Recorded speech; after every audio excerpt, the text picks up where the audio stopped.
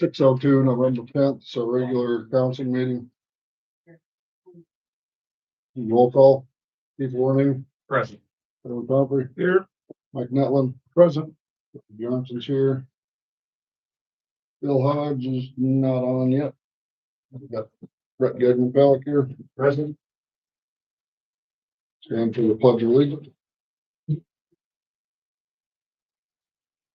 I pledge allegiance to the flag of the United States of America and to the republic for which it stands, one nation, under God, indivisible, with liberty and justice for all. Nobody sign in? No, sir. Move on to the consent agenda. Got the city council meeting, regular meeting on October 14th. There was one change at the very beginning. It was Tuesday, October 14th, not Monday. There was double Bill Hodge on pages 3 through 9. That has been corrected on the hard copy. I was sitting sick granddaughters at the last meeting. I don't know how I could have made the motion To adjourn, to adjourn. Mike, you. I was good. Yeah, good. I was good. Yeah. That has been corrected. Mr. Mayor, aren't we gonna call for approval of the agenda? Well, probably should. All right, so we got the agenda in front of us. Call for approval of it. So move, Mike. Second, Second. all in favor, say aye. Aye. Post same sign. Bill, yep. He's coming in.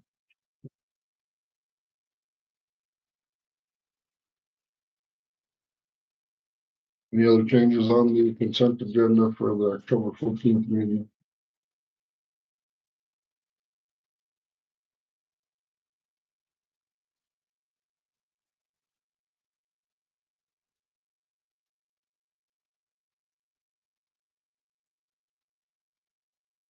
All right. Motion to approve the consent agenda So as amended. this one's changes, so. Second. All in favor, say aye. All right, Aye. Post same sign. Bill.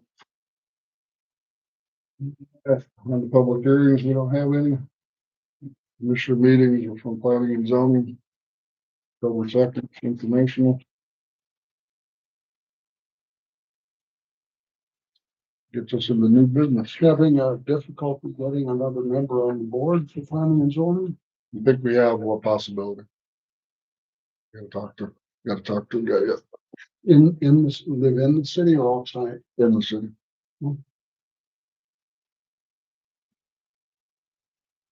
So that brings up new business, Greenwood Connections expansion schematic design presentation.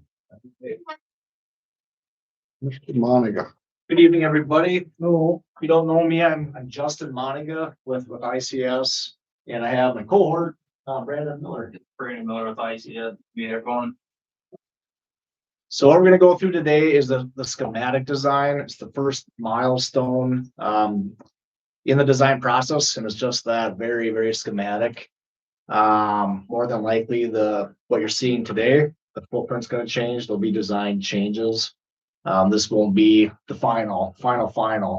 It's just it's kind of a snapshot in time. We're just showing what we've done to date, what we've been working on. So we're gonna go through the schematic design plans. Like, again, they're very preliminary. We'll go through the construction schedule or the current pre-construction schedule.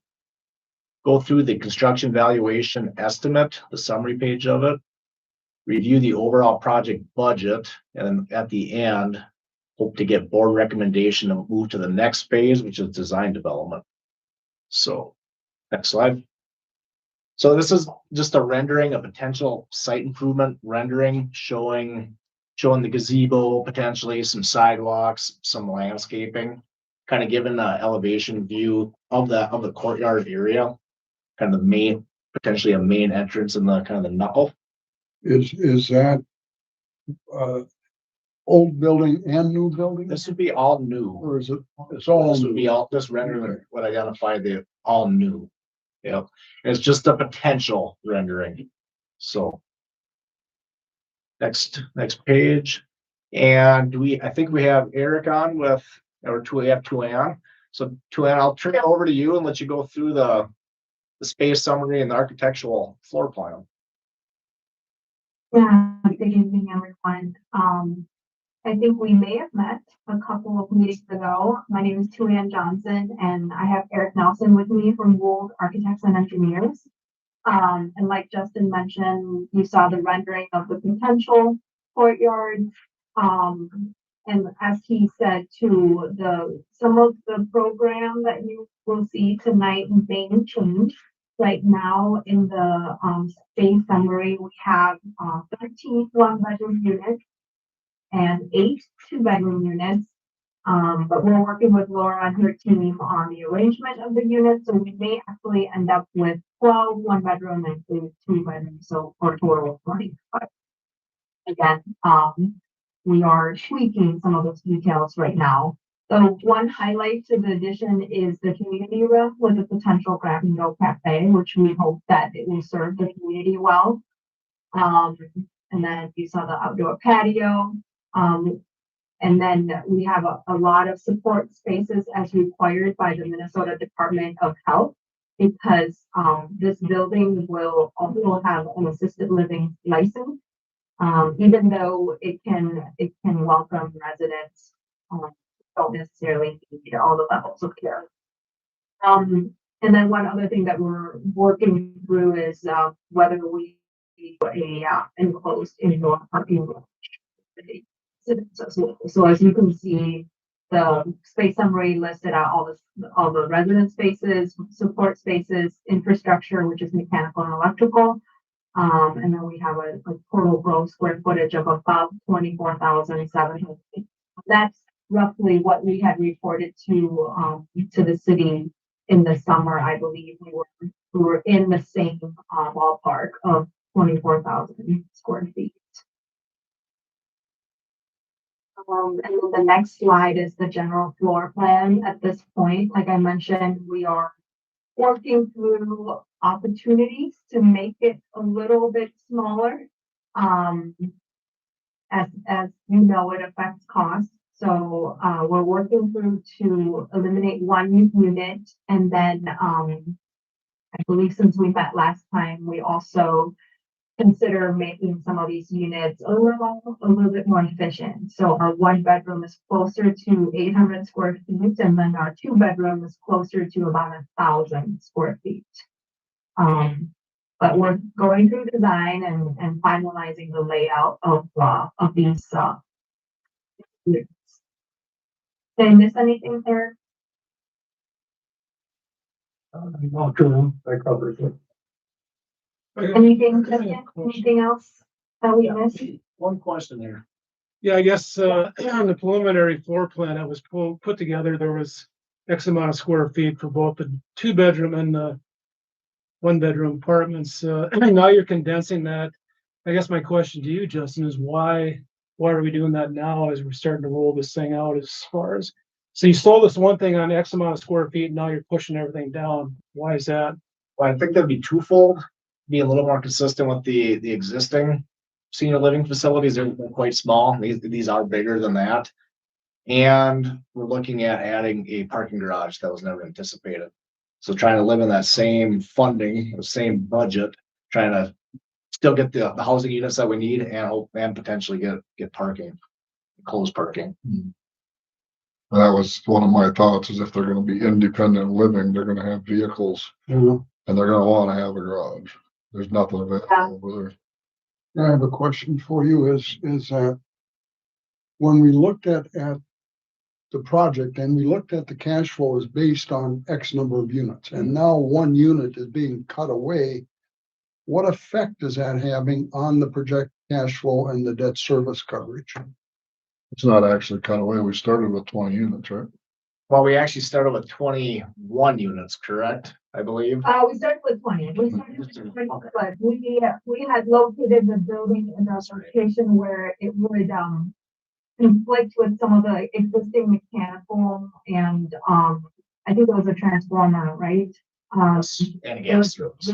You know, and so we had to move the building. And when we moved the building, we were worried that we would, cut into the window and view of one of the existing units that you currently have.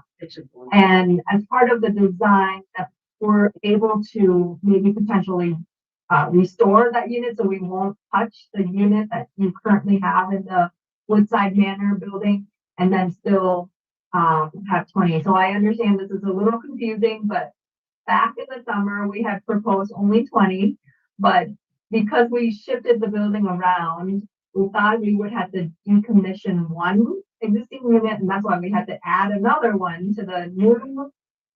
But now we're trying to figure out how to still only do 20 and maintain all of your current existing units.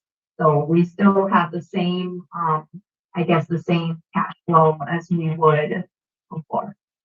A reduction in size will not result in a reduced rent.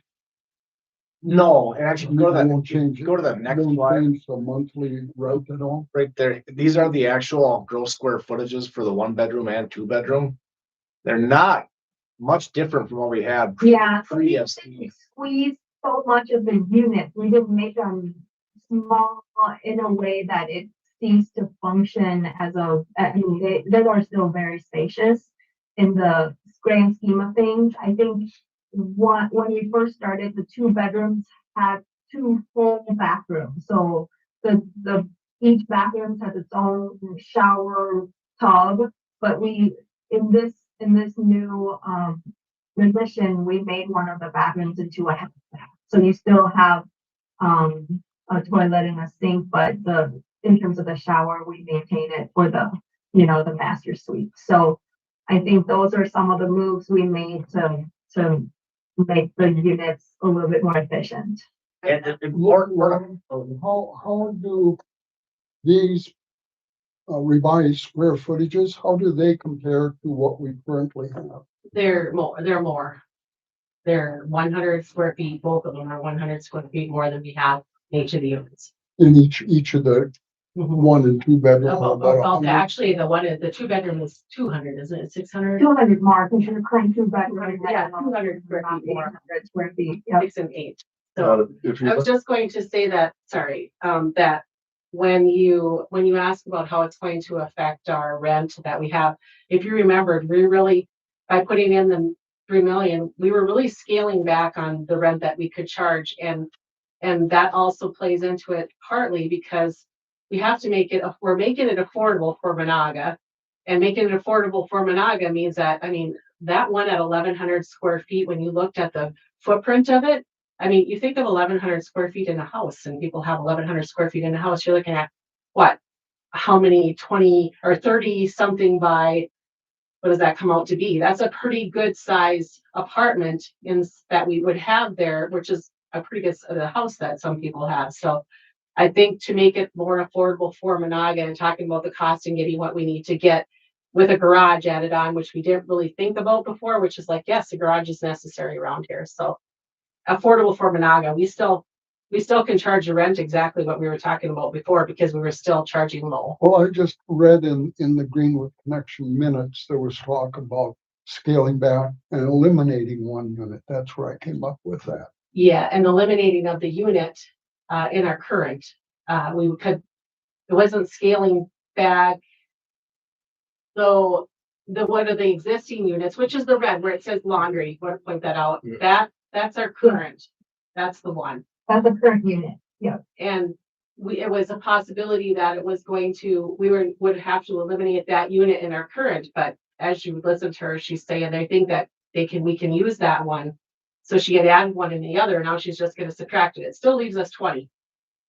Still leaves us 20 apartments, same as we had originally just designed. But then on the existing building, you lose 1. Is that No. correct? No, No, we're trying not to. We're trying to Well, maintain that, everything. it's gonna be laundry. What is it now? It's a unit. It's a real. It's So not going to be longer. That's what they're saying. This was gonna have to be eliminated as a unit, but they're working around that, so it will not be Oh, it eliminated. won't be eliminated. Won't be eliminated. So we have net 20 units added. We had our Whatever meeting, configuration that is, net 20 add. we had our meeting last Tuesday and, you know, it's not a lot, enough time to get this updated, but this design hasn't been updated since our last meeting. Right. Well, if And you that's look what we at the- just you talked look at about. the size of those bedrooms. Those are Nice sized bed. really nice sized bedrooms. I mean, there's, If you go to that next slide, you can see that is a queen bed that's modeled in the background. Yeah. The next slide. So that is a queen bed. So it's, plenty of room they're in. good sized bedrooms. No, the Yeah. garage We is, designed all of these units to allow for wheelchairs, walkers, scooter, electric scooters, you know, I mean. Just want to make sure that as you move in, there's ample space for all of those mobility, assistance. on the garages, Laura, would they be tuck unders like it is now? No, no. Or would they be detached? If you go back to the previous slide, the intent right now, about Oh, 76. there they are. Yeah, Okay. yeah, on that southeast. end. Okay. So it's an attached garage. then? Well, there's three different options. We're looking at attached, heated, attached, unheated, and unattached, unheated. So there's three different options. We're kind of looking at pricing. And as we update this floor plan, you get a little more detail in the plan, we'll be able to dial in kind of the estimate behind it a little more accurately and try to figure out what the best solution is. So again, this floor plan is very schematic. It will change. We're still trying to figure out what the garage is gonna look like. So when I come back in the design development phase, we'll have a lot more concrete, better information than at this point. So this is just a snapshot of kind of what we've been doing today. Pretty exciting. Yeah, absolutely. Anything else to add? No, I think we are very excited as well. I think it will be a wonderful addition for the campus. I mean, the courtyard would be a welcome addition for the residents as well. So. Definitely. And next slide. So go through the schedule. I apologize, it's kind of hard to see. I can't read it, so I brought a hard copy. So today we're at the schematic design presentation. The intent to get approval to go into the design development phase. We have right now surveying, and the surveying actually I believe commenced today with the geotech or the soil investigation starting this week as well. We have some staff meetings, some technology meetings, and really the design development phase. The intent is to go from now into early part of January, and then come back and present to you guys and the Greenwood board January 26th. So after the design development phase, we're in the construction document phase. That's end of January to mid-March. Scroll down. Then we will come again to the board late March to get approval of the construction documents. And then we're out for bid with the bid opening April 21st. Hoping that we have good bid results. We come right back to the board and on April 27th and approve awarding contracts.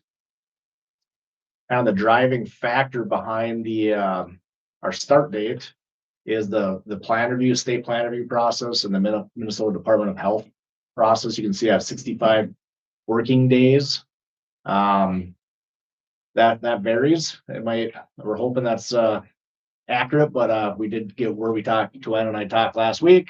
Sounds like Mid-Dole plan review is taking about a month longer than what I'm showing right now. So we'll keep reaching out to them, try to get a better idea of lead times.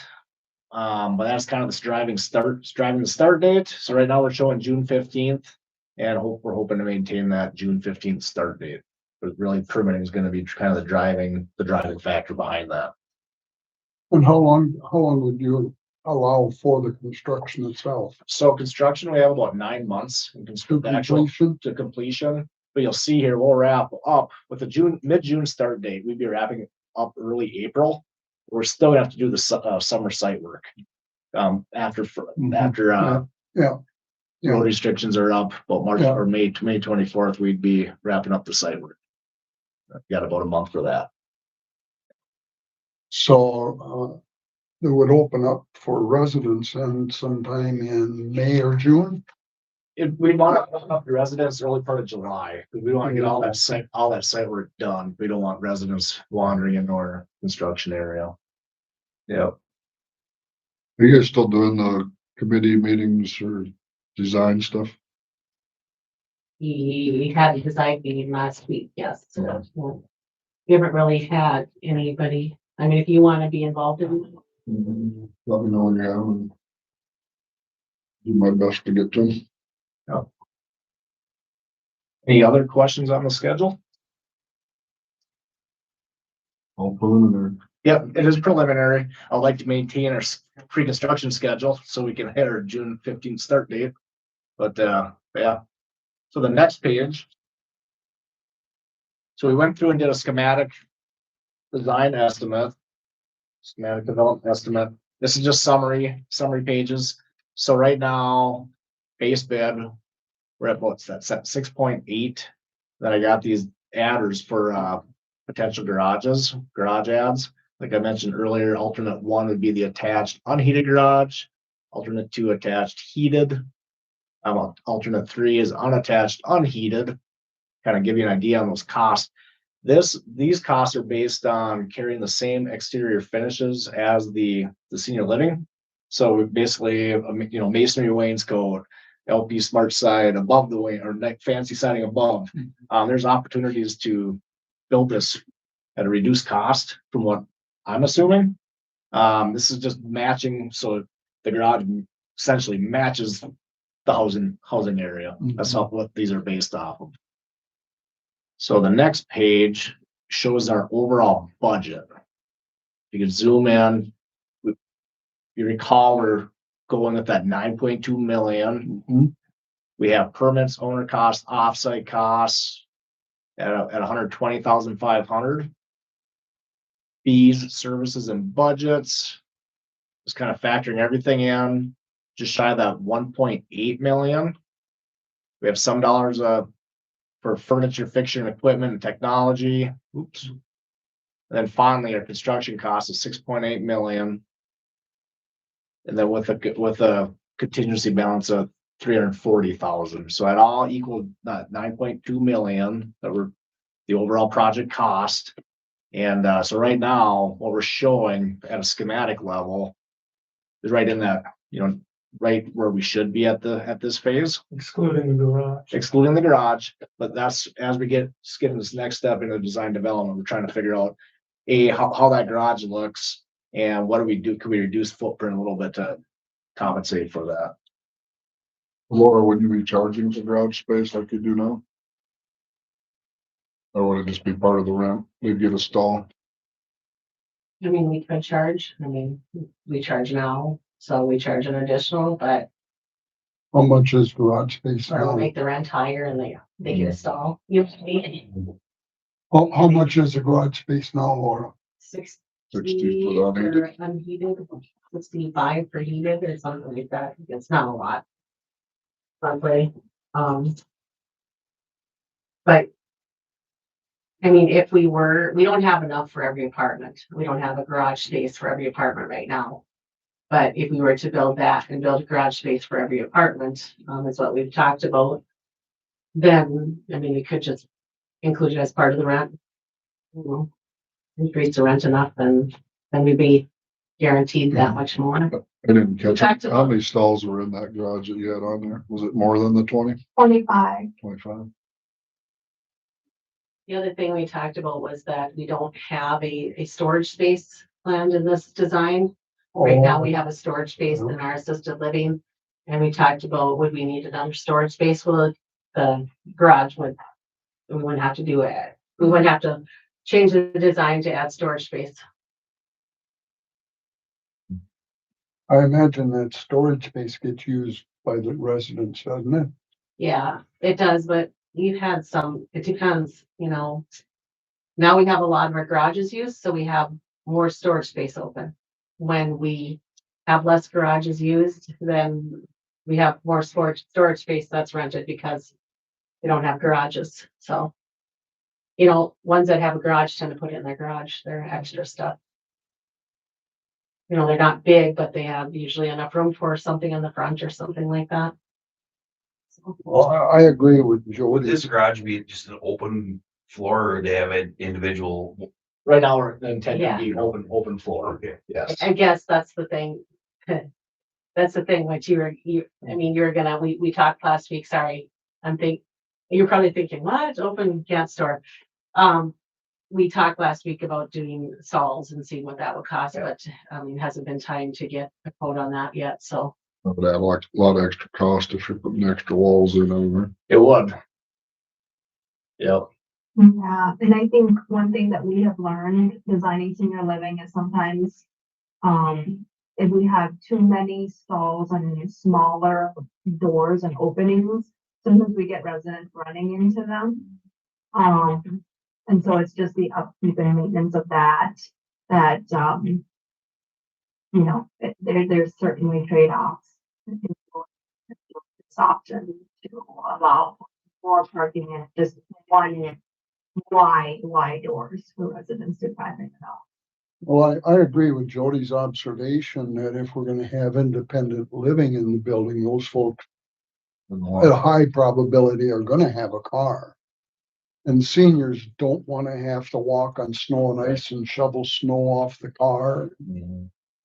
So I think having a garage becomes an essential. Right. You have to find extra money, right?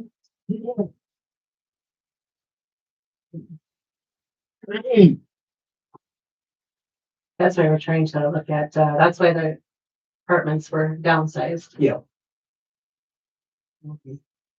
So really, we're at we're just trying to demonstrate what we've done today, what we've been working on.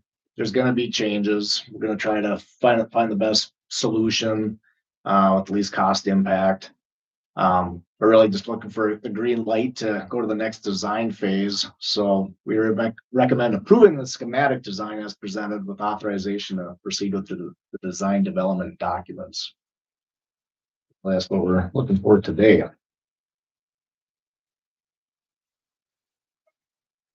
What is the cost on doing the design documents?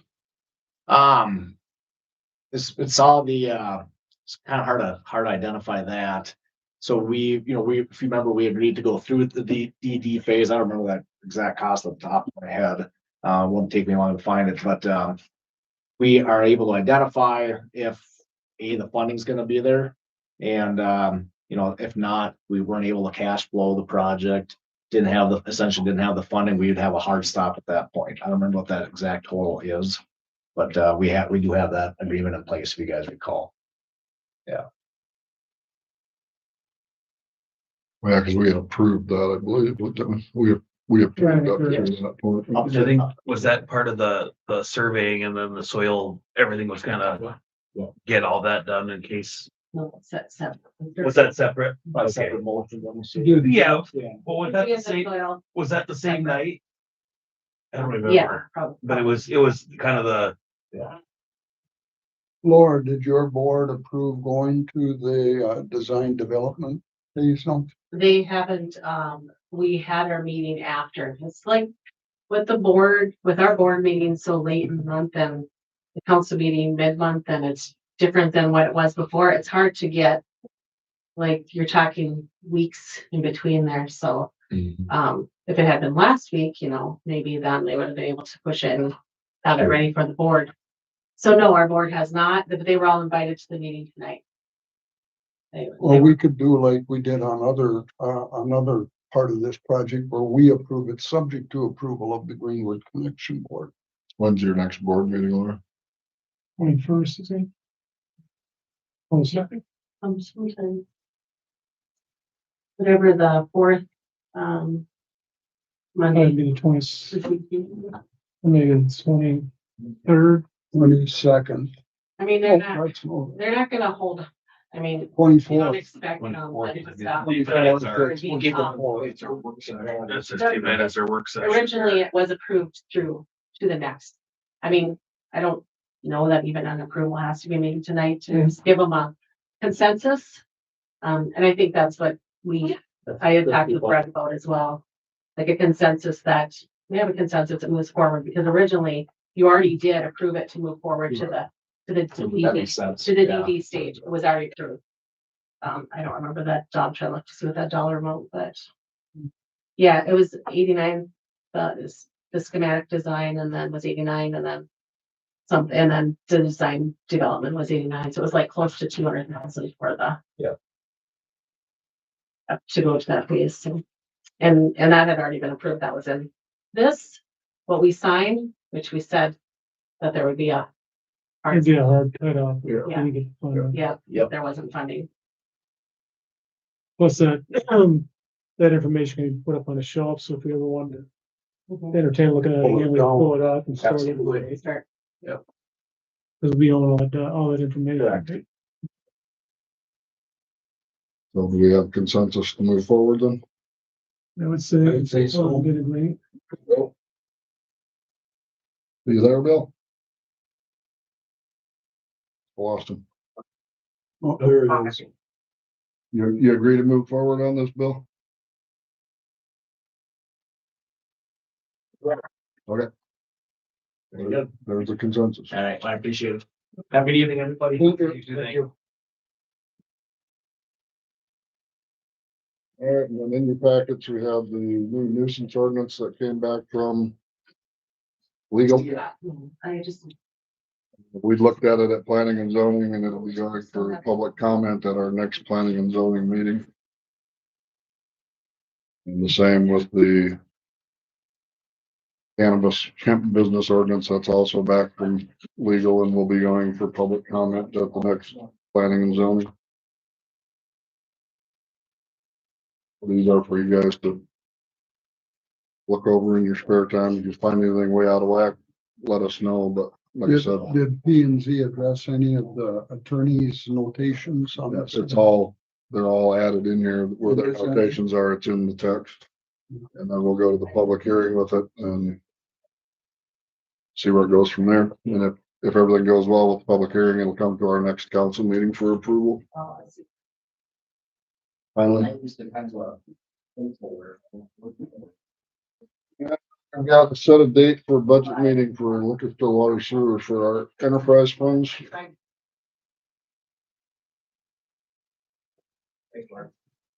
Our work session is already coming up on the 24th, so if we could do before then would be. When do we have to have our final, well, these don't affect our budget, these don't affect, these just have to be done by the end of. Correct. At the end of the year or when? These gotta be done by the end of the year, because it doesn't affect our levy, these are the enterprise. The sooner we could get through them, the better. Got Thanksgiving coming up, so unless we could do it next week. Might be gone, a hunt trip from the 19th through the 24th. There'll be one elk roast penalty. Did you get an elk, by the way? I did, yeah. Did you? How many points? It was a cow. All we could do is buy over the counter. I got a cow. But you can shoot up to 3 animals. So yeah, Was Colorado you were at? Montana. What about 17th, 18th? That would work. You got anything, Mike? 17th, 18th? No, I unfortunately left my secretary at home phone. 17th, I have another meeting, 18th is possible for you? depending on the time.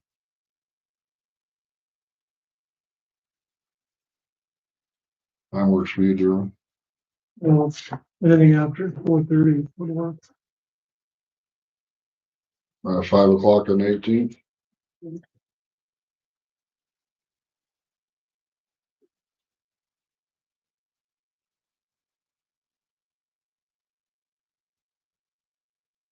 How would you be able to attend that electronically? Good work. The 18th at 5 p.m. And that's for liquor store, Down. Water sewer, all our enterprise funds. water, sewer, liquor store, okay.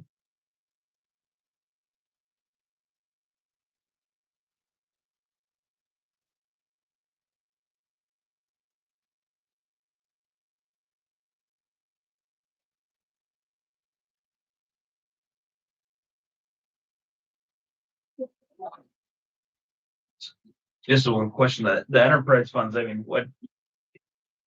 This is the first, it's, So. we explain go- that to me. We go through the budget on them, even though they are enterprise funds, they make money. We Okay. just go through and look at what the planned expenditures are. What's coming to us, like out of the liquor store fund, we get a contribution Okay. for our general fund. We look through all that and just approve that this all looks good. Okay. It doesn't affect the levy, the tax levy, we've already got our preliminary set, and then we'll do a final on that. It's not a real lengthy meeting. No, the enterprise one is pretty fast because Okay. it's pretty basic, pretty simple. Okay. No, that's what I wanted to know. Thank you. All right, then we bring up the 2026 pay scale. Council, the one that was in your packet has an error in the deputy clerk. If you look at steps 3 and 4 on the one that was in your packet, you'll notice it was only a 30-cent increase. That's, well, that's not great. So, the new one that I just handed you, has that on there as well as, the proposed scale for the, closed session tonight. What's the representation of the different color codes on here? That is where employees are placed right now.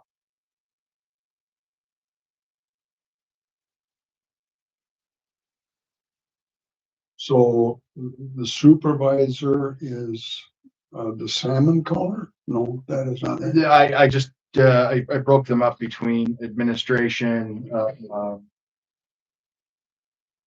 Because your bartender seasonal grade 1 is also salmon colored, yes, as is the management. That's what I was wondering. Cause there's two different bartenders.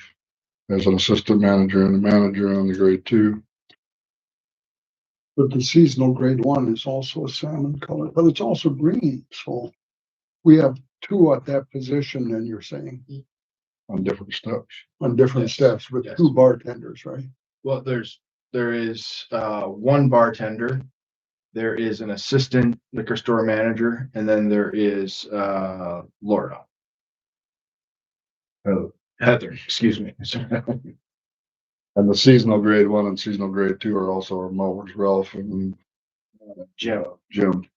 Who? Ralph and Jim? The mowers, James. that's the seasonal, those are our seasonal employees. I've never been in the liquor store, so I don't know. No, our seasonal mowers that mow the park. Oh, they're moved parks. So they're in that same pay grade. Bartender, seasonal grade 1, assistant manager, seasonal grade 2. They're in the same pay scales. The So on different here, colors. they're listed as bartender then. Well, No, bartender, seasonal grade 1 Yes, with a slash in between. So one's a bartender, one's a seasonal grade 1 employee, the, separate. yes, the council took because, oh, Ralph, seasonal grade 1 would be the lawnmower. Yeah. Oh, yes, Ralph and Jim were basically out on their own with nothing, no scale other than just like, let's pay them this. So, the council put them on the scale finally for ease of payroll, ease of tracking. so what is the seasonal grade 2 then? It's Ralph. Yeah, that's where Ralph is.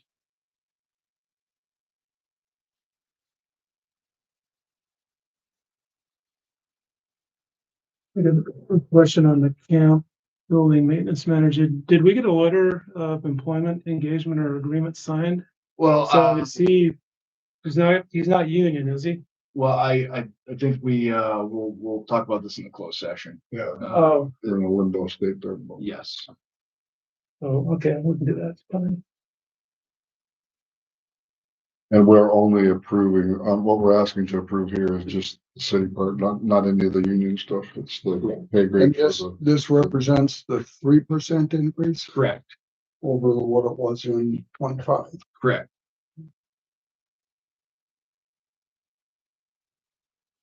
Is that what the resolution is, or is that the, Yeah, the resolution is to approve the 26 pay bill. Yes.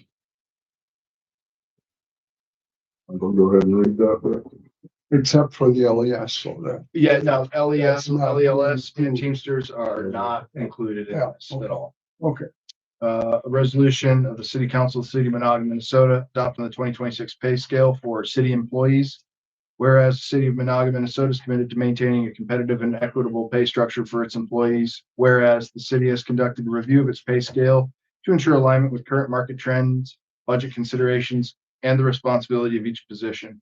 Whereas the proposed 2026 pay scale reflects adjustments for cost of living, position responsibilities, and employee retention goals. Now therefore be it resolved by the City Council of the City of Monogah, Minnesota, that the attached 2026 pay scale is hereby adopted and shall take effect on January 1, 2026.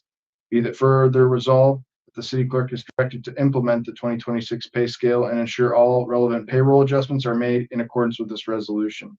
Adopted by the City Council of the City of Monogah, Minnesota, this the 10th day of November, 2025. Second. If you wanna. I said, you corrected, okay, Yes, all right, I got notes. all right, Any discussion? Who made the motion again? Mike, You said.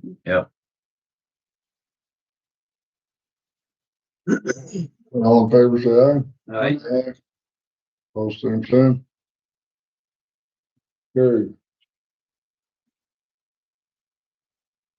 We'll get the resolution to assess utility bills past and present.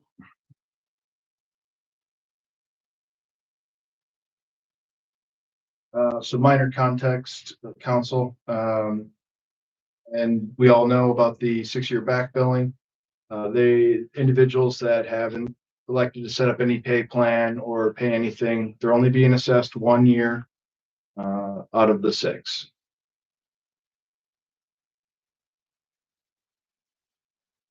So on that note, so every year you just gotta assess it 1 additional year if they don't pay it. Correct. Okay.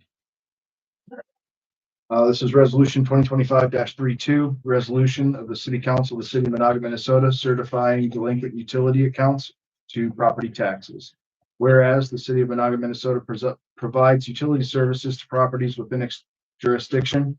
Whereas Minnesota statute section 444.075 allows the city to certify unpaid utility charges to the county auditor for collection with property taxes. Whereas the city has made reasonable efforts to collect delinquent utility accounts and has provided the required notice to property owners of the intent to certify unpaid amounts. Whereas the properties listed below have unpaid utility charges that remain delinquent as of November 2025. And it is in the city's interest to ensure these charges are collected in accordance with state law. Now, therefore, be it resolved by the City Council of the City of Monogah, Minnesota, that the delinquent utility charges listed in attachment A are hereby certified to the Wadena County Auditor for collection with property taxes payable in 2026.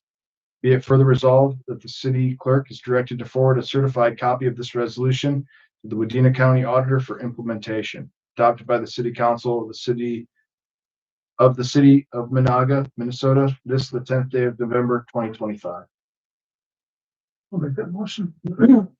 Second, second, any discussion? All those in favor, say aye. Aye. Post same sign. Carried.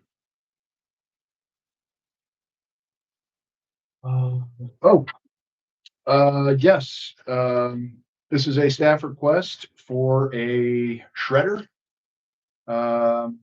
This would be a P5 rated, so very finely shredded material, commercial grade through the Sourcewell Cooperative Purchasing Program, utilizing available boost funding, which is up to $2,000.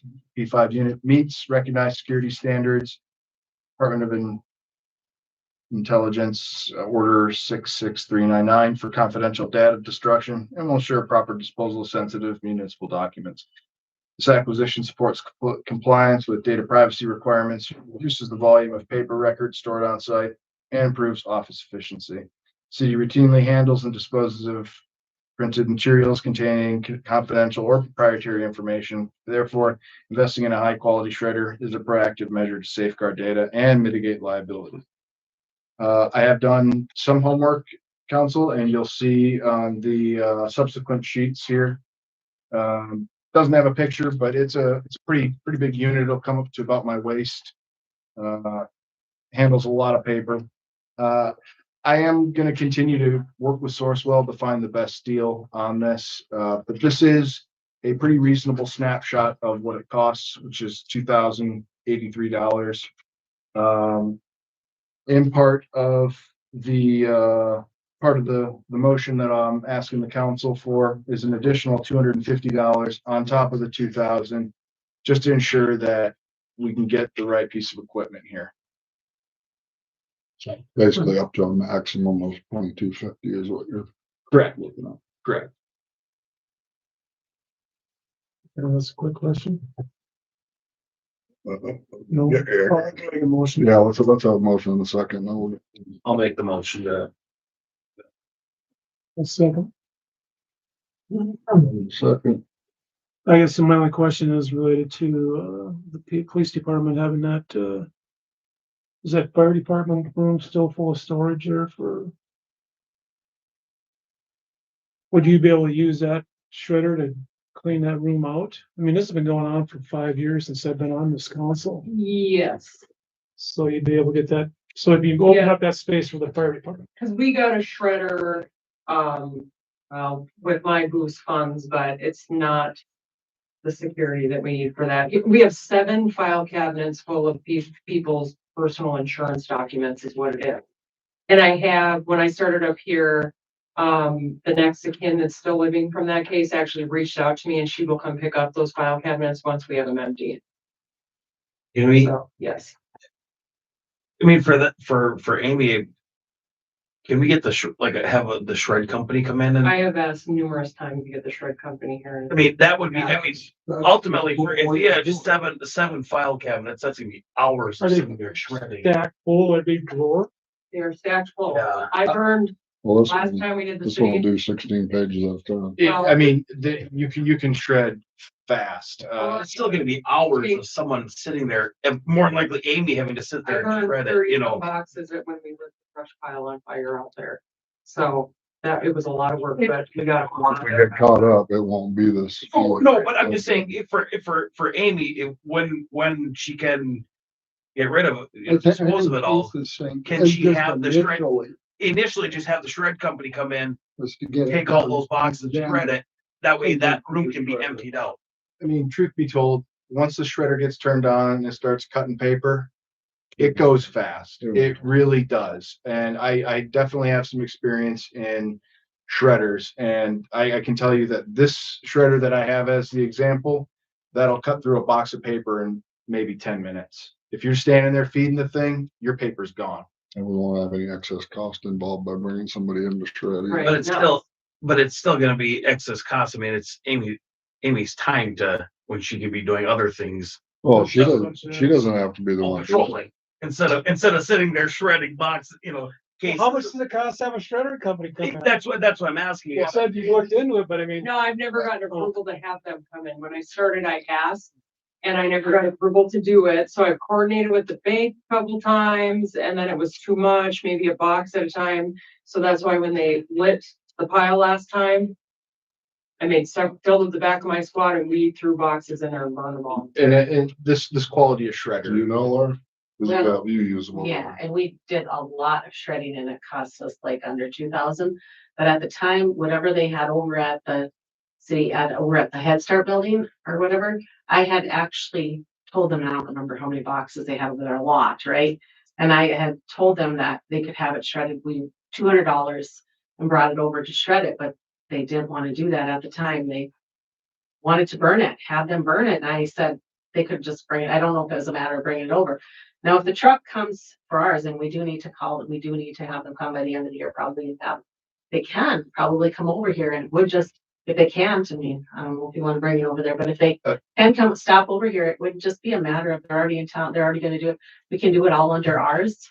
And then maybe the cost would be and then you can reimburse us or something. Do they have tea in boxes? Um, they, we have like, I mean, books that they shred because when they're hardbound books that we have for narcotics.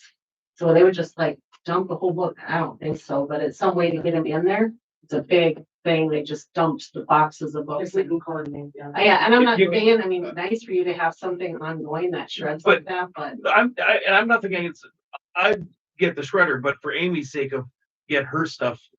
Yeah, you guys You can know. maybe try to coordinate with Yeah. the truck. Yeah. The one-time deal. Yeah. There's a lot of other stuff in there. Just. There is another alternative that I use in banking. We would load up a trailer, we'd rent like a U-Haul trailer and load it up with boxes. Drove it to Fargo to the incinerator. But that's all it And costs. there was a slope channel. We just threw the boxes and down they went into the incinerator. They had us weigh the trailer before unloading and then weigh the trailer after unloading. And it was based on weight and it was not expensive. This is considered evidence, so we'd have to have two people to destroy it. Yeah. It would be tough. Let's get back to the subject at hand. We got a motion and a second to approve buying the shredder. Can I get a vote on that? All in favor, say aye. I, Post same sign. You can get shredder for 2250. I'll get one. Right next, we are at the realignment of city council appointed positions. Yes, I had brought this up because with Bill only being able to attend by Zoom, it can get a little tricky with some of this stuff, so. I would like to see Derwin as acting mayor, vice mayor, and I have had a conversation with him about that. And Keith on the person as a personnel rep would keep Bill on the nursing home, GWC. If he can zoom in on those. if he can, he hasn't been able, or he hasn't for the last two, so. If there's a reason why, I was gonna ask you that, if we could have someone else assigned to it, but if he wants to continue, but. You can he- still there, can he Bill? continue? meetings in the evenings or does it vary? We have them at 3 now. We had them at 5, because of Bill, when he was driving bus, we had him at 5, but he hasn't, through the summer, we had him back at 3, but we can have them later. We just need to, we just need to know. Yeah. I'll give him a call since we lost him. I'll give him a call and check because it's probably the 3 o'clock thing because he would still be teaching at that time, probably at this point. Yeah, And we haven't heard anything from him. And Like if sending it out. Bill's not available, I mean, I can certainly You would do it. step into, yeah, I can take over if that's something that you guys are. Acceptable to It me. might not make every meeting, but Mike's been on that, you've been on that committee before. I'm just throwing it out there. I mean, it's up to you. It's up to Jody and Bill's not making it. We need some representation over there. I mean, I don't. is it it's not something fair you for- can make? Can you make those? For you to be at. Let's all Yeah, represent. I think I can work it in my retirement. Well, it's your call, Jody, but I just said that Mike's been on there. I know you're being assigned some more duties too, so. And I don't want to. I don't want you guys to be overloaded in meetings either, so that's. I would put that in there as Mike being on the GWC again. Unless Bill wants to continue, but you can, and if it's a time issue, that's up to him. There's a lot of important things going on right now with the Greenwood connections. So that would be what I'm asking for then is for Derwin Tomper to be acting mayor, vice mayor, Keith Warren as personnel representative, Mike Netland to the GWC board. And that would pull Bill off of those.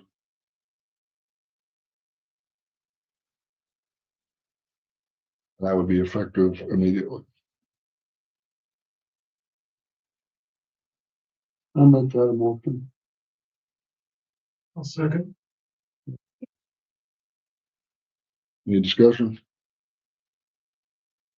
All those in favor say aye. Aye. Post same sign. All right.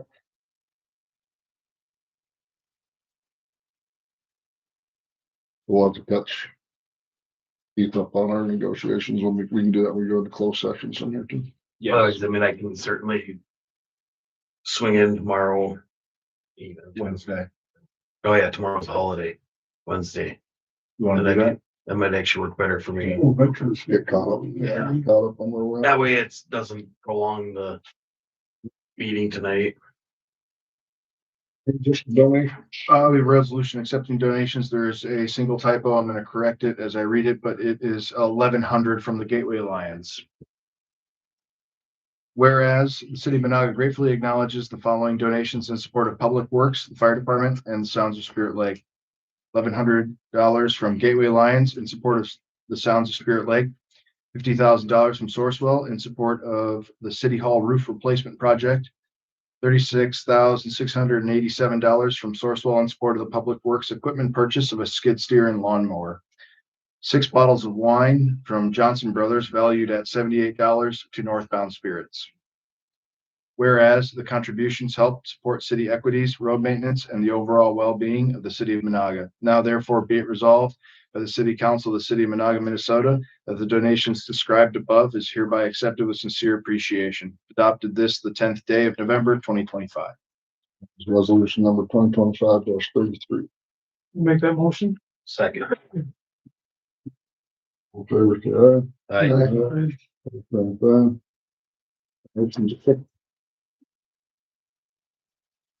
Right, so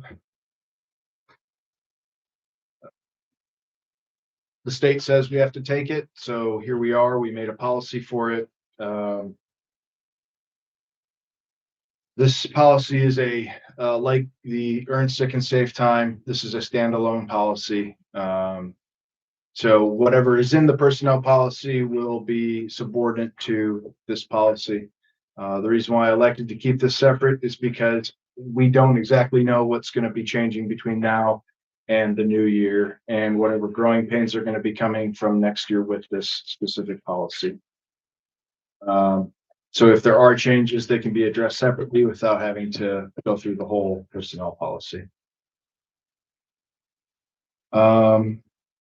This is to adopt the Minnesota Paid Family and Medical Leave Act policy as required by state law effective 1 January 2026.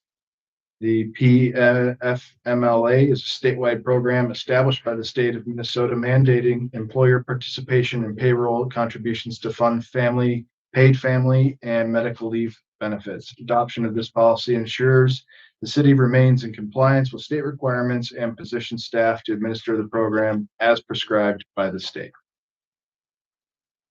The motion I'm looking for is to abide by the state mandate to adopt the Minnesota Paid Family Leave Act policy for the city of Monaga. So moved. Second. Any discussion? Yeah, I have a question for you. I'm really confused on the policy. This assessment that employers and employee have to pay, does that go into the state? And then the state turns around and pays the employee? Correct. So when someone approaches us to take this, we're basically giving them the permission slip to go to the state so that they can collect their benefits. Yes. It's basically on them to do it though. Yes. We don't have to facilitate or administrate it. They have to do it themselves individually. And there's no opting out. They have to, it comes out of their paycheck, it comes out of our payroll. We don't have any choice. They don't have any choice. I got that 44 cents and 22 cents, wasn't it? It's 0.44% of the employee's paycheck. Now, I was anticipating Kelly to be here because she was doing the deep dive on this, but there's the possibility that, and this really depends on, how the state interprets our relationship with Greenwood Connections. We might be eligible to be in the small side, in which case it would only be 0.22% of our paycheck. However, the city still has to pay the 0.50 portion, which we did budget. And I want to say, I think on the high estimate, the cost of the city is $4,800. Yeah, I remember that. Did you have something more? Yeah, and I don't want to like question your policy on this, but boy, I'm kind of, because this is FMLA, this is the old policy. This is old. This is not the new paid family medical leave, the new Minnesota policy? Is it? Yeah, it definitely is. I work with Chris Hudacek to make sure that this is up to Do you snuff. sent this to the attorney? Yeah, I did. Try to get your money back on it. Well, Cause like, there's like, have worked at least 1,250 hours during the last 12 months. That's not. It's 30, have earned $3,700 and there's a dollar amount now in the Minnesota one. So your attorney gave you this, I'm like. This is family medical leave, but the Minnesota paid leave is totally different rules. It only have to have made $3,900, $3,700 or $3,900. And they don't, yeah, Employee earnings to qualify, you're saying? yeah. Once they earn the 3,700. 3,900, they're eligible for it. So a person who's a full-time employee can, I mean, it's not very long. It's definitely not If 1,250 that's hours. the case, let's pull this. yeah, let's table. Yeah, I just want to point it out, Table this so that we get like, and if you turn it, maybe, because like, this isn't Minnesota paid leave policy. Good It point. says FMLA policy the way it used to be, but Yeah, let's make sure we got it. correct. Yeah, well, sorry, yeah, I was like, before you vote on it, We'll table that to the next meeting. it's, Do you have a sample policy Yeah, for Greenwood? and Oh, you Indeed, could share Minnesota with Deed, that? yeah, Minnesota Deed has them. I kind of did ours and we're using Minnesota Deed policy and I'll send it to you I mean, I used the LMC model policy. for this. Yes, I made adjustments for the city and then I sent it to our attorney. Like, It's sort of Let's basic just do some, policy as let's we just move do a little more forward. due Yeah, diligence. Just a curious question, when somebody claims, is it a flat dollar payment of, you get so much money regardless of your 66. position? Like a 66% of their pay, 90%, up to 90%. up to 90, and it can go on forever. it depends. And it's Up to 20, it's 20 weeks, the maximum of a year, and this was like, so it's like 12, and it's 20 weeks, it's 12 medical, and you can have 12 family, and it's up to 20 weeks a year, Maximum, 20 20 weeks. weeks a year. All right, so we're gonna do more digging into that. Let's Yeah, let's move into our department committee report. Police department report. Since you're here, Amy.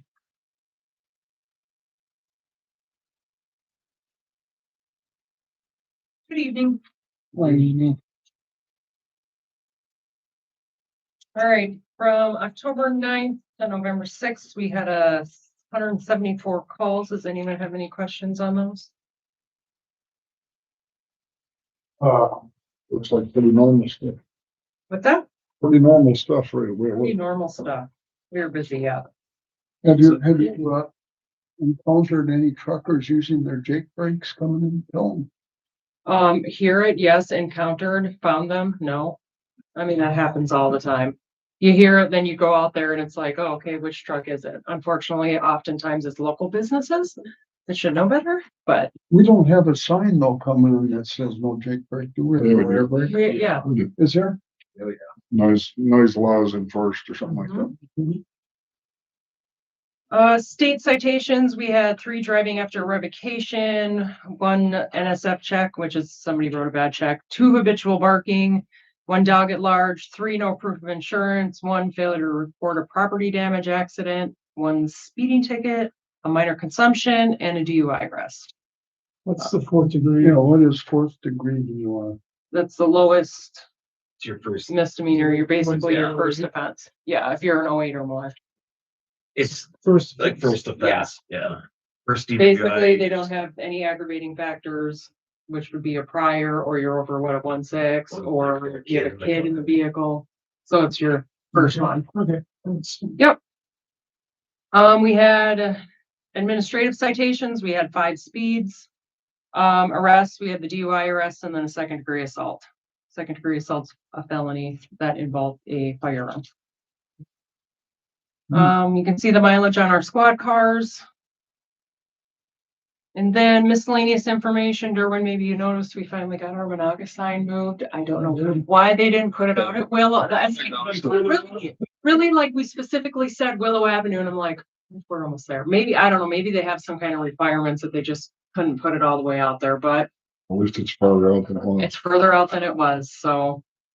Police department did get the impact funding from Sourcewell. I did apply for much more than that, but we did get the partial and we'll make it work. They did ask, when you fill it out, it asks something about if you would accept partial funding.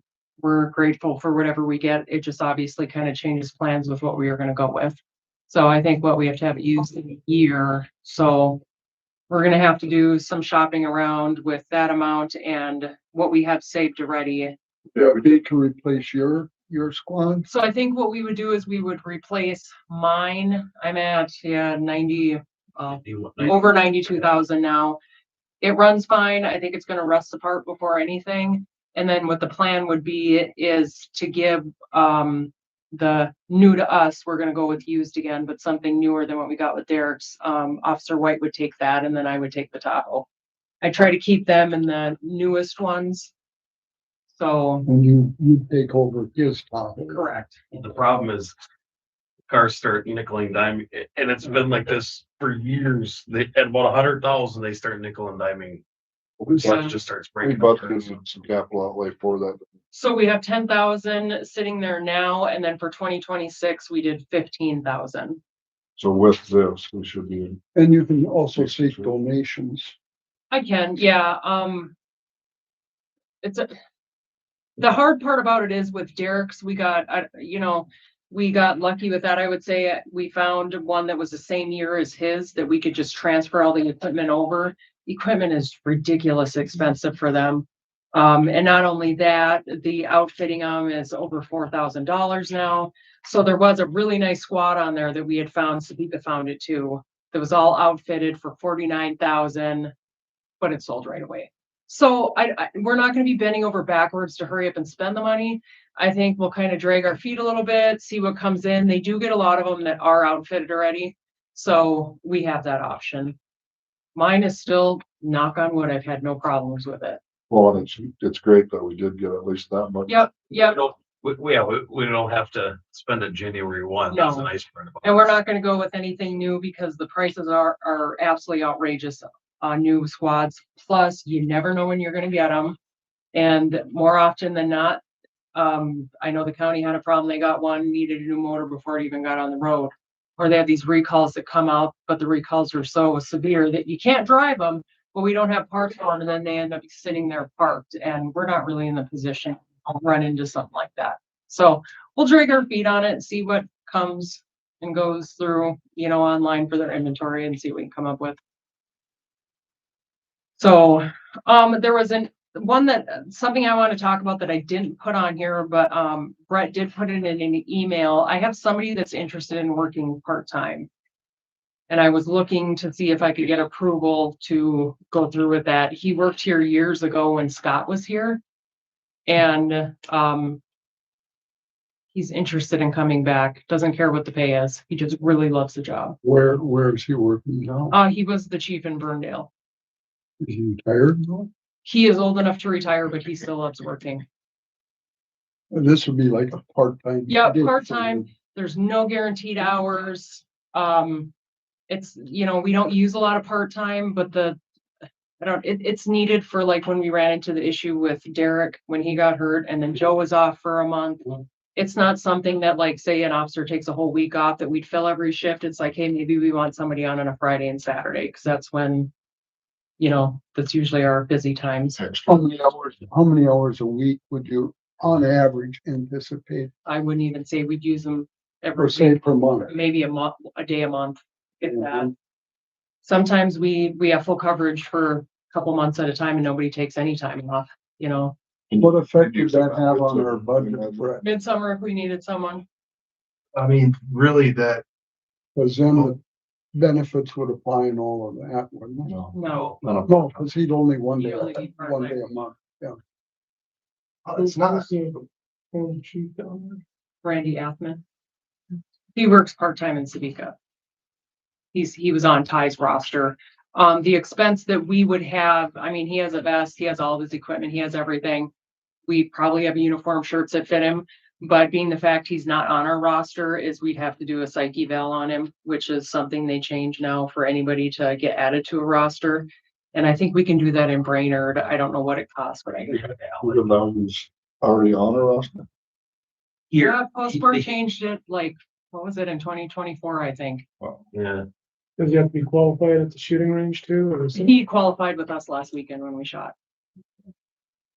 Cause he's on, Sadiqa's roster, so he had to show up for that anyway. So he's all in compliance and everything with his license. He just loves copying and would like to get on our roster. So would this have a impact on the budget, Brett? Have you considered that? Yes, I have. We have not budgeted for it. And I mean, we're also in the middle of, union negotiations. So. Is it a manageable expense? Yes. Is it budgeted currently? It is not. Pretty small expense if you're talking one day a month. Yes, he wouldn't be used a lot. I mean, even if it's 2 days a month or, I mean, it's not, it might be 2 days this month and then none for Right. a month or two, and then it'll be, 2 days or. It won't be anything excessive. My thought on it is if it keeps us in good coverage when we have people that are off or when something happens like we had there, I would be for it, just so we have somebody available. With such a small budget impact, if it was a huge budget impact, that'd be a different story. Or maybe Amy can take some extended days off to relax. She doesn't. No, got here and go work somewhere else. So- That's my thought on it anyways. Something that the department head feels would be useful and it's a small budget impact. I don't have any issue with it. It would just be nice to have that cushion to know that we have somebody who wants to work if something comes up, and so we don't go days without having coverage. Did he approach you, Amy? He had brought it up before. And I know he's on Sadiqa's roster, and then when all this stuff came up with Ferndale, they were talking about contracting down there.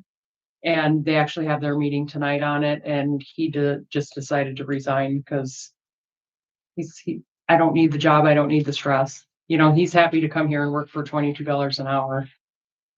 So. I'm all for it. It's pretty hard to find somebody that's willing to do that. Yes. Well, he also has a full-time job elsewhere, so, Paramedic. yeah. So he's not relying on this income, it's just. No. My only concern would be that we start off just, one day a month, but then it ramps up and gets to be more and more. It's kind of like Project Creep on a Yeah. construction job. Those things is kind of. That's my concern. I'm not against it. I'm just No, I saying you gotta understand. watch, especially when you're talking When it's not about. budgeted. Yeah, when I it's- understand. Brett's gotta watch every dollar going out the door. And Yeah. I just have to monitor it closely. Use it as needed, I'm saying. I think that they didn't have any part-timers, so that's why the part-time budget got cut.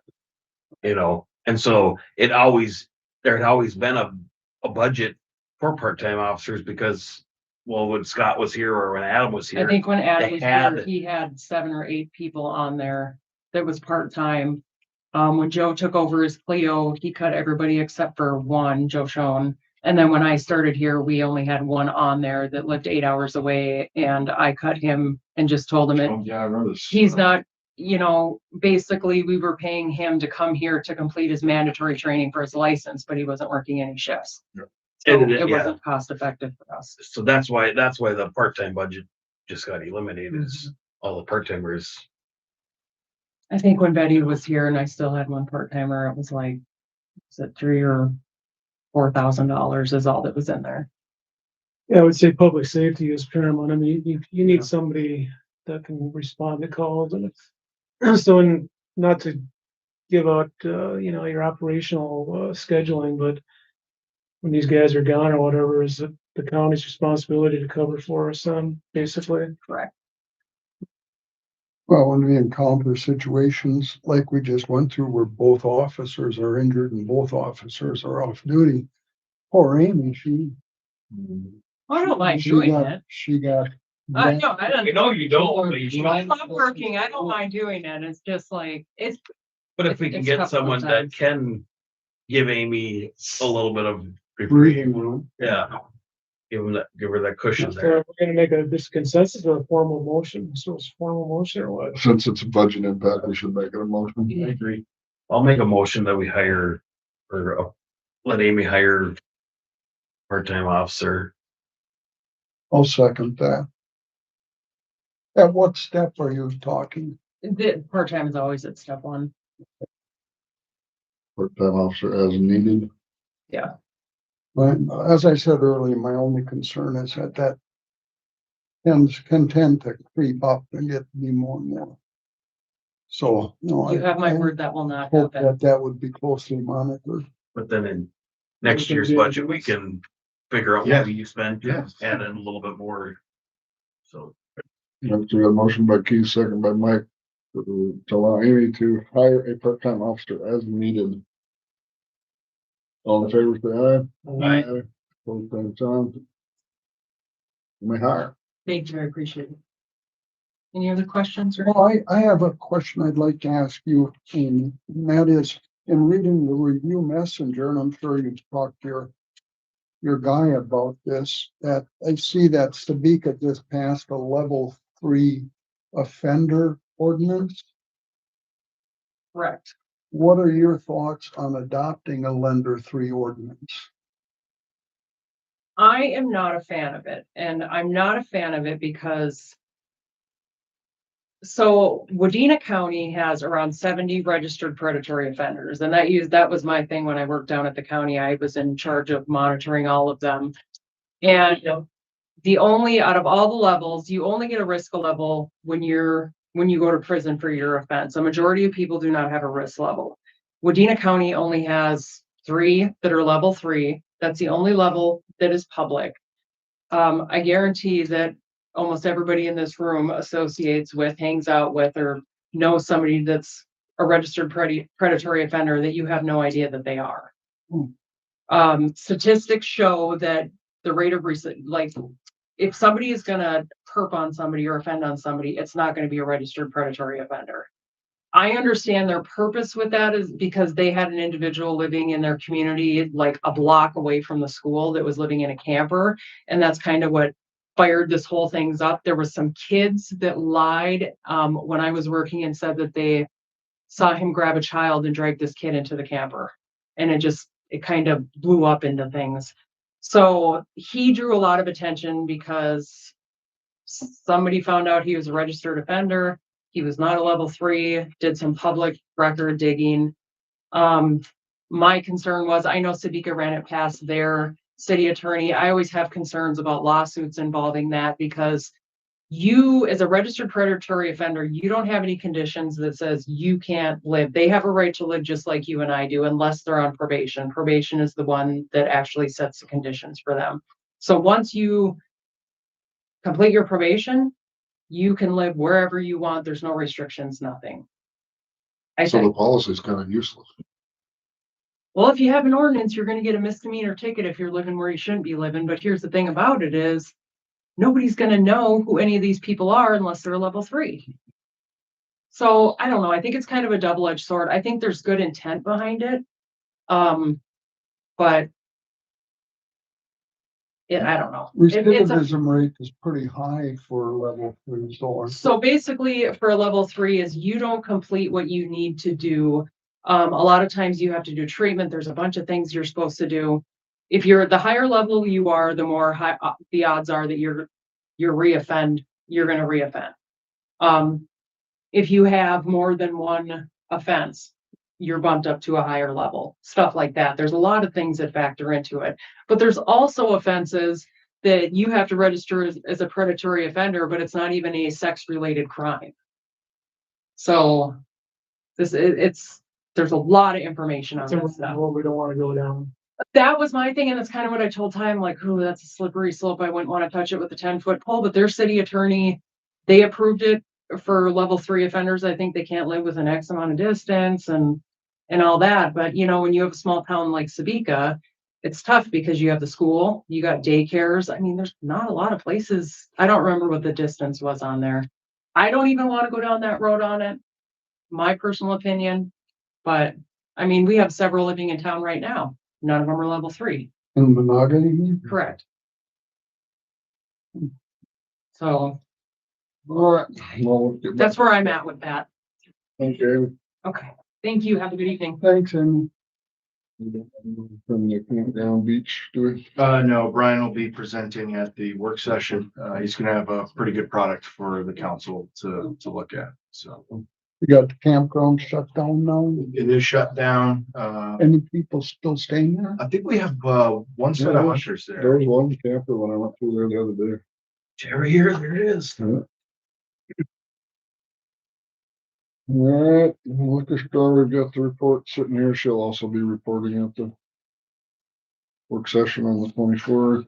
What's the total of capital improvements we put into the liquor store this year? Do you know that dollar total? Not off the top of my head. We should have that for the work session. So I'd asked Kelly about that. We need to have a total for that addition. I'm thinking we're right about where we plan to be, but I want to see for sure. Cause that would impact these numbers. Well, that's what it is. That's impacting those. Right. It's a bad much.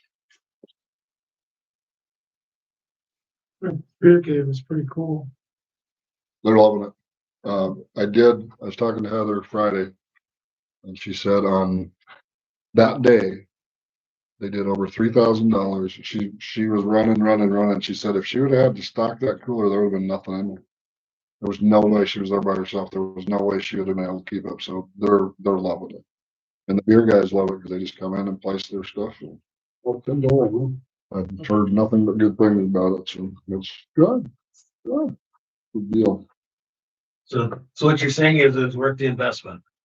Well, we're gonna see in the pudding, but So far. according to Rachel, if it's cold, it's sold. So we're gonna see how that works.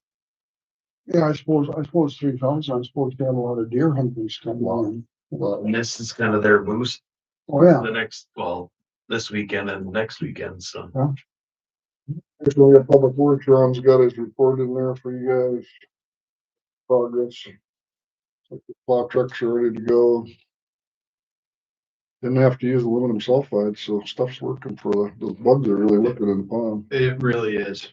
One of those trucks are needing to We get another year. think about The Sterling, replacement. yeah, we got the Sterling plan we'll make it through this year yet for sure.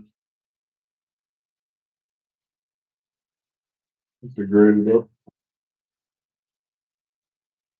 Nothing big there. And we got Laura.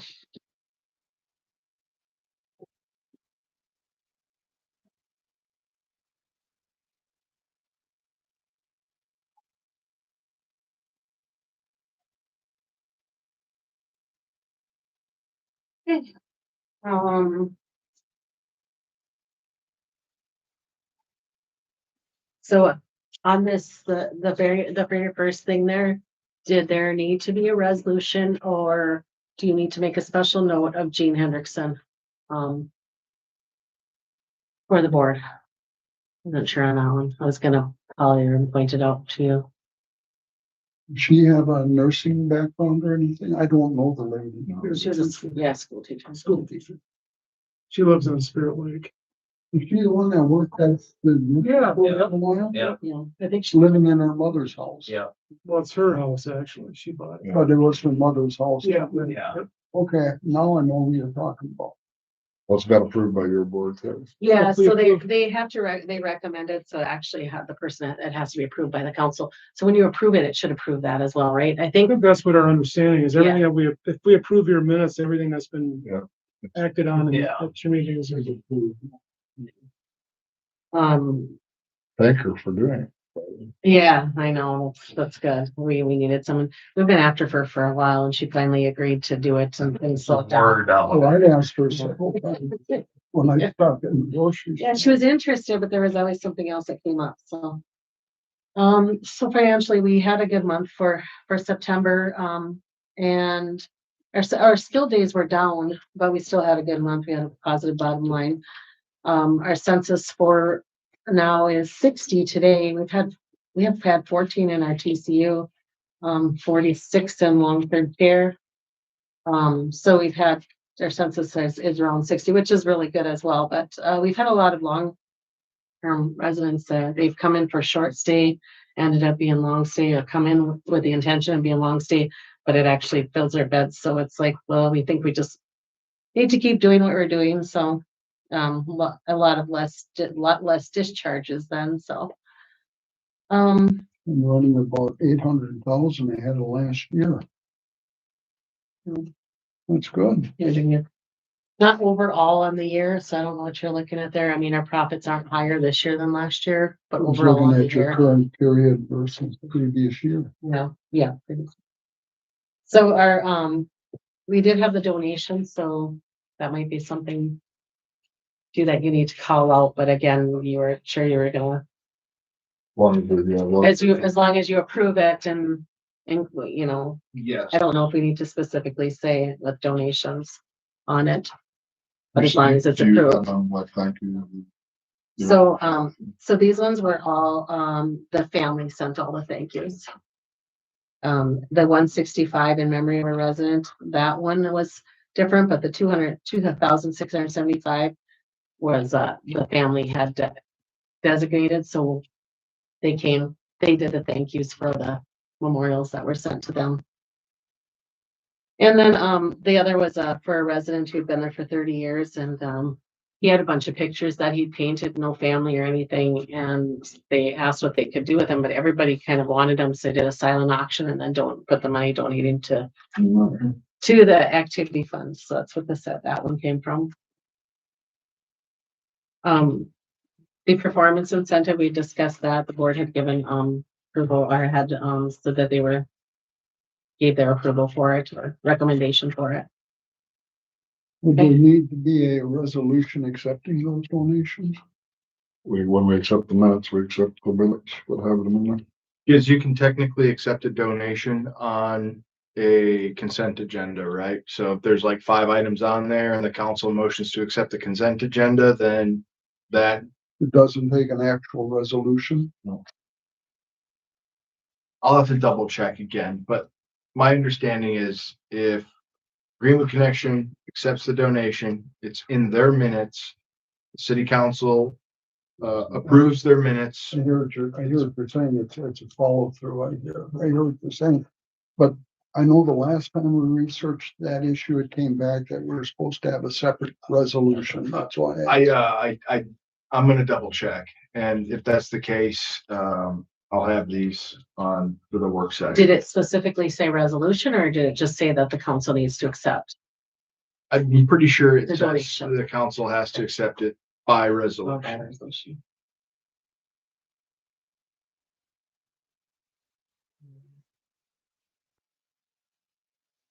So, we did actually end up adjusting, one of the pay scales for the maintenance supervisor position.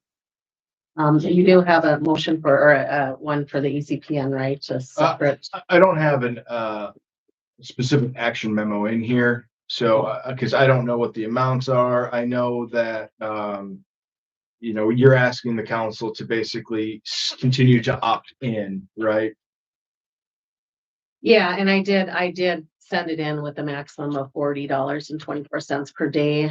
We can always choose to go less or choose not to go at all, but I had to have it in by the 5th of November. So I just, sent it in. The board had recommended it, sent in, so it should be fine. I mean, if you guys have an approval on it, it's just saying that we can move forward with it, but they gave us about a week and a half to I would return. suggest So. we do a motion to stay enrolled in the ECPN program. And what is the EC?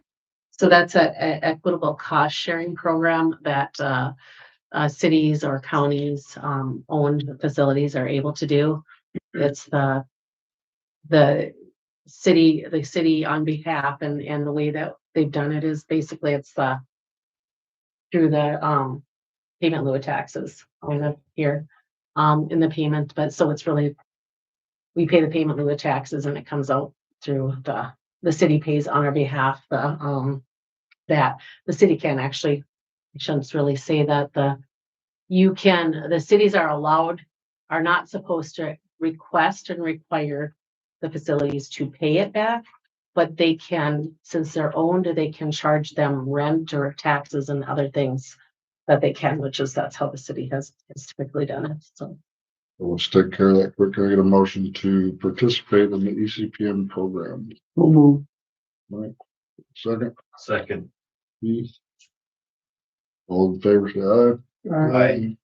Both same signs. Would you participate? I'm not sure if you received the budget information, but the budget hasn't been approved yet. It's, because I did not have rates until November 15th. So I'm currently waiting for rates, but it sounds like rates are not gonna be available to the end of the month, so I'm not even sure what I'll have for probably just have to try, come up with something. I think there's a calculation I can go off of the rates we received for October 1st. So, see if I can come up with something to have a budget, because it sounds like we're not going to get that by the board meeting. Maybe we'll get rates by the end of the year, at end of November for the council meeting, but by the board meeting, I don't have it. So.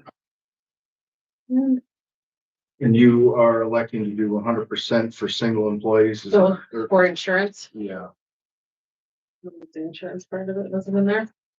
yeah, I'm just looking at the motion, to approve 100% paid health okay, insurance fine. for employees. only. Yeah, Okay. Well, I just want to make sure that we're just gonna try to mirror.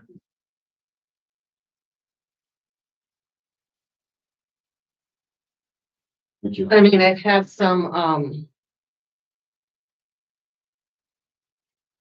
so we had the 1,200 for employee only and 1,200 for, employee plus one.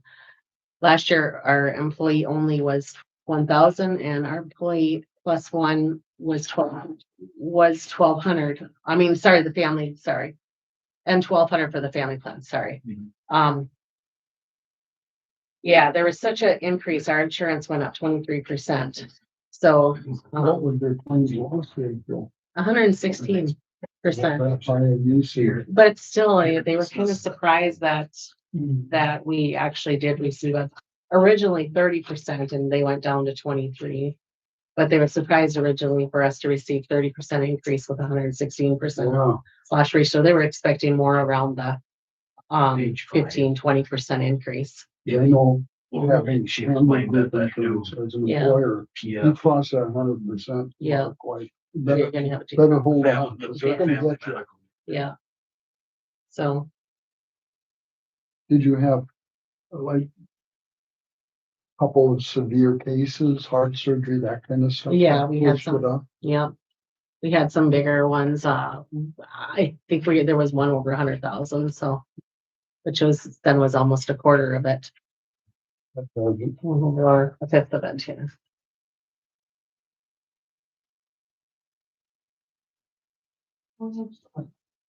Yeah, so I have in here about the paid leave and we did talk about that. Yeah, I just read it. I'm gonna go pull their model policy. Yeah, that's like totally different than what, I did send you something and I can send you our, yeah. So, How did that, the attorney didn't catch that when you sent it in? I mean, I have the receipts. Yeah, I would say. unless he was specifically thinking Yeah. we were talking about FMLA, and basically they run concurrent, there really isn't going to be such a thing as FMLA, yeah.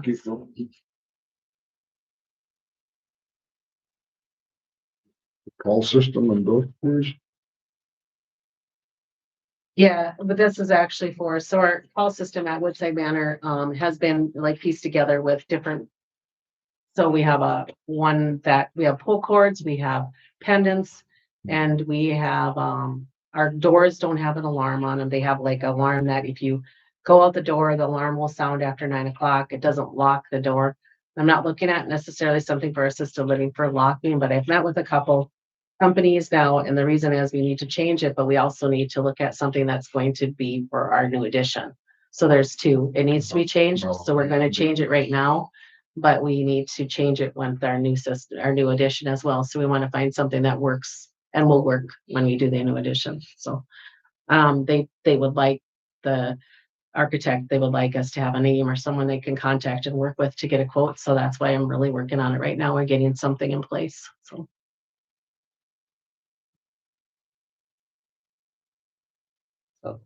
I don't think we need to go through the building plot project because we kind of talked about that. This was, at our, this meeting was before the meeting we had last week to actually talk about it, the design and this, and the design didn't change from last week. And I kind of was hoping that it would, to be honest, because it would have been easier for you to see what it was going to look like. And I did talk to Justin about with two separate, because the architect actually had brought it up and said you might find that it might be cheaper for you to go with one of the architects had to go with the building with individual stalls, and you're thinking more expensive, but the building that they're looking at having to have some type of heat source, and if it's attached, it's got to have a fire system, which makes it, sprinkler system. I wouldn't recommend a heated garage. So Just having a covered they said you would space. have to do something for air circulation and that they were saying. So I'll give them the Yeah. next meeting. I got some ideas for them on that. Hmm? I got some ideas. I can come to that next committee thing. yeah. So anyway, that is where it is, and we just thought. I mean, I asked him to get the numbers, and he, there wasn't a lot of time, but to get the numbers together for what garage with individual stalls. And I know Tuan had some concern, as they drive. I mean, we're looking at what we're thinking, more independent living. So hopefully the driving is better. Have we had a few issues through the years with going through walls? Yes, but I also have concerns what that looks like in hitting somebody else's car. So, I mean, it's not just that you're going to worry about them taking out their garage door, but you might worry about them taking out somebody else's car if they have to park. I have, Right. I noticed I have a whole different recommendation for that garage that would solve all. on that, it's 90-degree turn, Right. or That's what I'm can you saying. do the angle parking? That's gonna be where you, I got a whole. that's, Herringbone. yeah, Herringbone. or it's, And then having to back out. yeah, so I mean, you're pulling in, you're backing, then you go straight. I mean, obviously, you put a driveway out the other side, it's gonna be that much more expense, but You're right. it's still gonna be cheaper than, We're gonna work on that. Yeah. Keep going lower as you push. Yeah, so that's all I have. I actually we're waiting to get some drills in. I was just talking to Amy because I had contacted her about doing a active shooter. What I don't think they call it that anymore. Alice training, I think it is. So I'm working with the county for that too and doing some training. So. Yeah, but I think that's about it. Sounds good. Thanks, Laura. That new project was exciting. I asked the council for a motion to accept their. So moved. second. Thank you, Chief. All in favor, say aye. Aye. Okay. Thanks, Laura. Thank you. We do have a fire department report this month. Yeah, I remembered about it this time. Good job. Thanks. Got a busy October for you guys. Yeah, Could have been worse though. I'm sick of doing reports. The conditions we had, I'm surprised it wasn't worse than that. Sick of doing reports. All right, we don't have any unfinished business that I know of. We're on to the bills. Got the whole list there of checks and EFT batches for a total amount of $581,363.12. Motion to approve. So Second. Second. Any discussion? All those in favor of approving, say aye. Aye. All same sign. They're approved.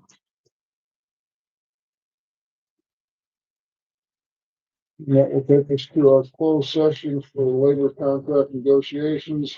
City council will go into closed session pursuant to Minnesota statute, section 13D.03 subdivision 1 to discuss the labor contract currently under negotiation. we will be heading upstream Thank you very much for attending. We will adjourn off stream as well.